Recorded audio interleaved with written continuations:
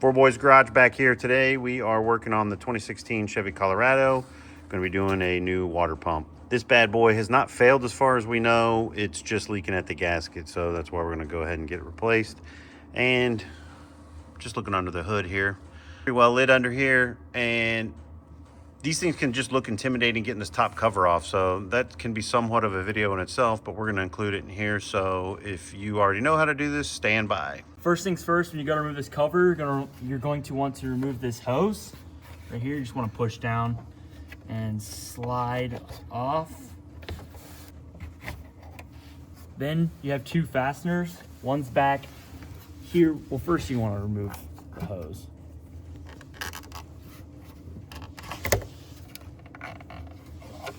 Two clamps, and then there's one fastener back here. It's a T30, and then Sorry, I couldn't reach far enough. It's actually over here on this driver's side. Closer, I was trying to reach from the passenger side there. Another T30 located right up here in the front. We already have ours removed. Next, we're going to go ahead and loosen this clamp in order to take this hose off. This is an 8mm, or you can just use a flathead screwdriver. Go ahead and loosen this. Now that this is loose, plenty of slack here, you can go ahead and remove it. Kind of cold and stiff, so I'm gonna go ahead and get started with a screwdriver. Let's get underneath this little flap here.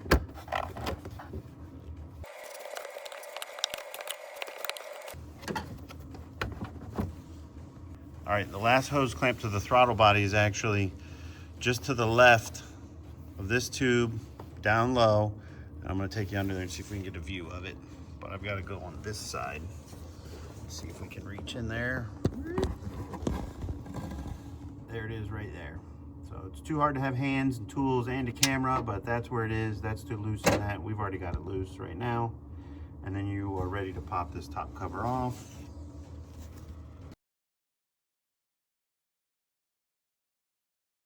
Should be able to just go ahead and pop the cover off.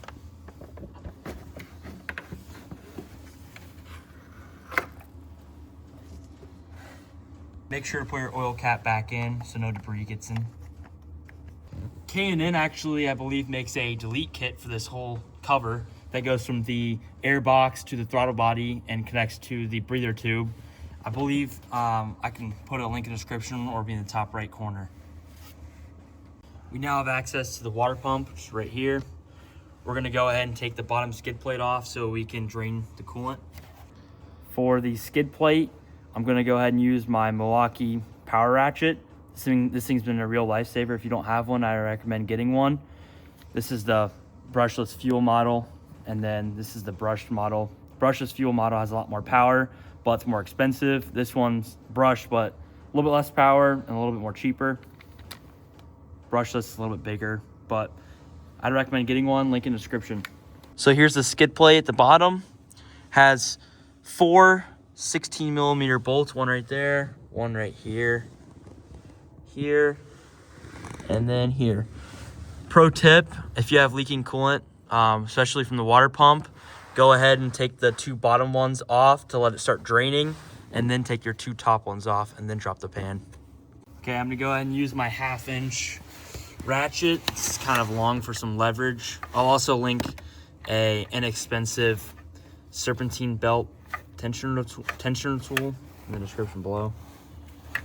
All right, this is a 24-inch ratchet snap-on. Most people are not going to spend the money for one of these, but that's where that serpentine belt removal tool comes in. It's just a piece of flat steel with, 1/2" and 3/8 options, but gives you the length and the leverage to remove your belt. And what's nice about it is that you can easily, you have the torque it takes to take the pressure off with just one hand, and then your other hand is free to work on the belt. Okay, we're gonna go ahead and use the tensioner, pull it off the water pump. I almost forgot that before you take this belt off, you want to go ahead and loosen these bolts on this pulley because we have to reuse this. The pulley, not the bolts. Matter of fact, do not reuse your old bolts. It comes with new bolts. These bolts are special bolt. They're called a yield to torque or torque to yield. Yeah, torque to yield bolt.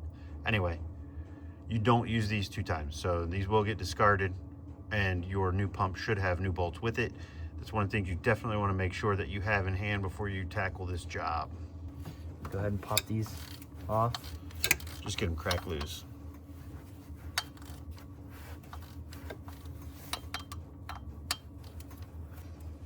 All right, all 4 bolts nice and loose. Go ahead and pop the belt. The belt off, should be able to go ahead and remove these 4 bolts pretty easily. Set the pulley aside.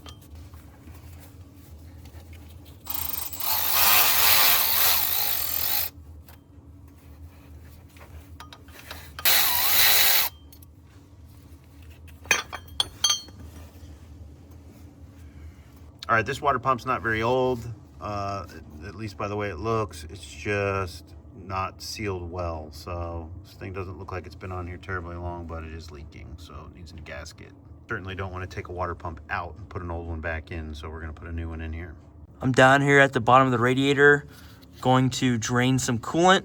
I can't really get the best angle on this, but TRQ made a good video. It's, I believe, their thermostat video on their Chevy Colorado of removing this and draining some of the coolant. I'll link that in the description below. All right, he's draining the coolant down there. I thought it might be a good time to talk about that diesel heater keeping us warm in here in the barn today.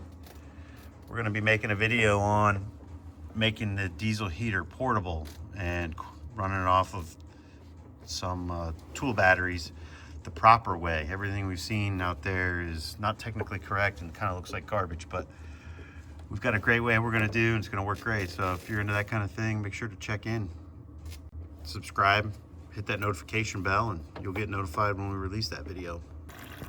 All right, for the most part, the drain bolt just twists out, but it is plastic, and you don't want to twist it out all the way because it will fly off. But those who have done this before are pretty confident what they're doing. You just got to have some touch. It's all plastic. You don't want to break it. But if you've not done this before, you're uncomfortable, definitely check out that video from TRQ. All right, so we're all drained down. Got about, I don't know, 2 gallons of coolant in the bucket here. This is not reusable. We're not going to. There might be some that will, but we're not. But the reservoir has drained down. The radiator quit draining, and I'm sure there's some coolant still in the system, but we'll see just how much. All right, ready to remove the pump? It's just 10mm bolts. Looks like 5 or 6 of them. Go ahead and pop them.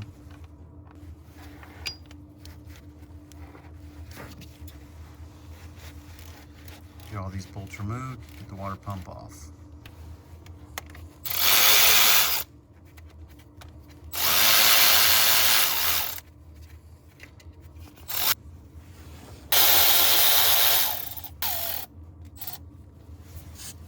Okay, should be all.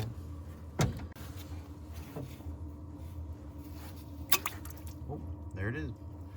Pop right off. Okay, so just got a little plastic razor blade. I'm taking it and cleaning off the surface where the new seal is gonna go. Getting all this crud off so we get a good seal. Definitely don't want to use anything metal, screwdrivers, razor blades, things like that. You do not want to scar or gouge this sealing surface. It's aluminum, soft. All right, here's the new pump we've got, the 43530 from Napa. We did quite a bit of cross-checking, and we really can't seem to find anything that is not made there, no matter what we do. So here's your new bolts, here's your new gasket, and while there's not much we can do about this, there is something we can do about this, and it's this right there. Yep. Do yourself a favor and get a good gasket. This thing was only $10 more. We are in here because of a leaking gasket, so it'd be nice to not have to do this again, especially just for $10. But we need those bolts too, so We'll be using the new bolts as you have to because the old bolts cannot be reused. That's why they supply them with the pump. All right, got the new gasket situated on there.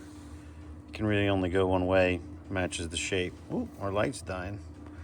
But yeah, the gasket can only go one way to line up with all the holes and match the shape. So pretty straightforward, just worth covering real quick. All right, we got all the bolts in, threaded in with just being finger tight. Make sure everything's aligned really nice. There's a very specific pattern to this we're gonna cover really quick. The order that these get tightened in, there's also a very specific torque. So we'll get the torque wrench out and we'll kind of get through all that stuff here in a second. So the torque spec for these 6 bolts is 89 inch-pounds, and you're gonna wanna go in a star pattern. So you have 1, 2, the bottom. That's 12 o'clock and then 6 o'clock. 3, 4, 5, 6. So the very top is 1, that's 12 o'clock. Number 2 is at 6 o'clock.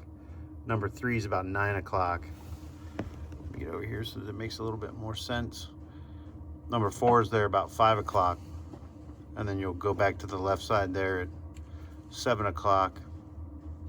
And then come over here to 3 o'clock in this top right corner, if that helps too. It might be a little bit hard to tell on camera where he's pointing exactly, but definitely got to do it in that pattern, and it's got to be torqued at 89 inch-pounds. And you want to do 2 passes, the first one being that star pattern, and we just go kind of clockwise on a second pass with the torque wrench at 89 inch-pounds. There's also an extra 45 degrees after torque, and that's why these bolts are a single-use fastener. They are a torque to yield bolt. That's why the old ones are bad, and you have to use the new ones because the torque will not be accurate if the old bolts have already been torqued, or if you try to reuse bolts that have already been torqued. So another important note, wanted to cover that again.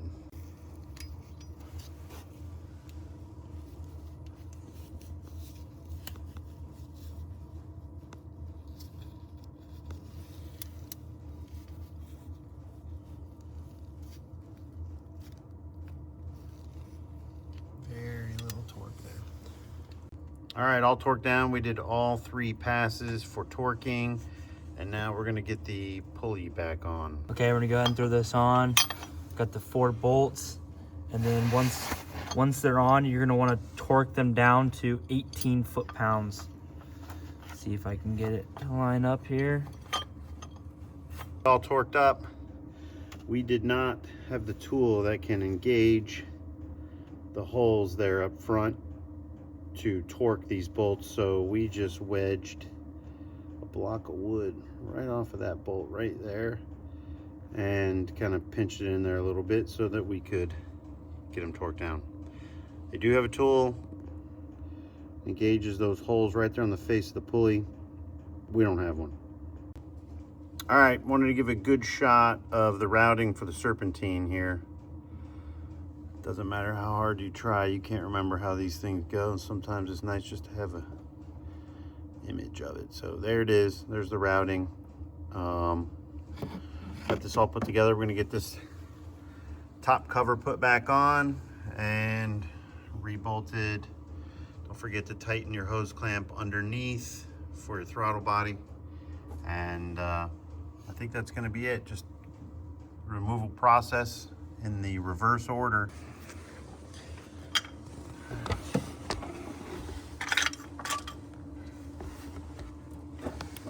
All right, there it is.